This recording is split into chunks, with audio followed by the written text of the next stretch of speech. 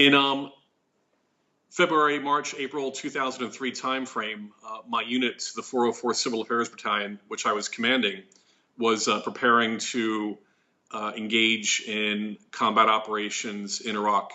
And specifically, my unit was designated to support U.S. Army Special Forces as they entered Iraq from the north into the Kurdistan region. And as we were preparing, we had had some level of coordination with the leadership of the Kurdistan region, the Peshmerga forces, but we still really didn't know what we were going to be walking into. We didn't know what kind of reception we were going to have. We didn't know if there might be any kind of ill intent from anyone in particular, whether it be people from the local population, whether it be perhaps Iraqi forces that might somehow find their way to get into Kurdistan. So we really didn't know what kind of reception we were going to have when we went ultimately into Iraq, into Kurdistan. And so we were really preparing for every possibility to make sure that we were ready. So in March of 2003, the forces from the Combined Joint Special Operations Task Force North, which my unit was part of, began to infiltrate into Kurdistan, flying into some airfields in Erbil province, as well as in Suleimani. I ultimately came myself on April 9th of 2003, flying into the airfield we call it Bashur Airfield in Harir, and made my entry into Kurdistan.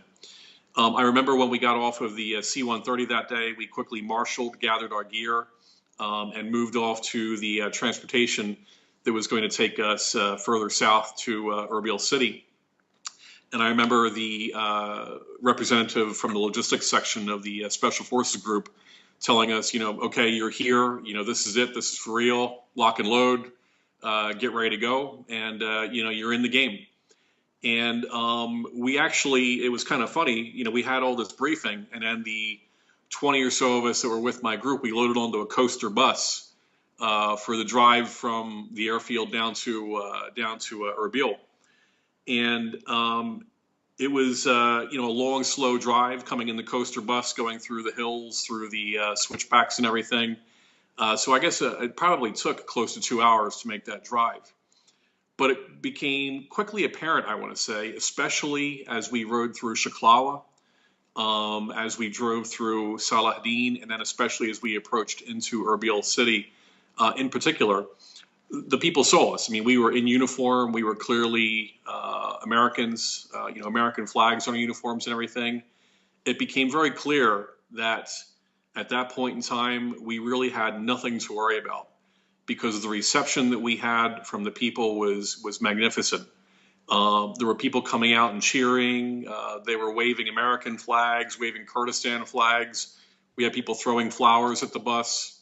It was really a remarkable experience, and I want to say probably the closest thing that I think many Americans can say they have felt since the sentiment that our fathers and or grandfathers felt as they were rolling through France and Holland, Belgium back in 1944.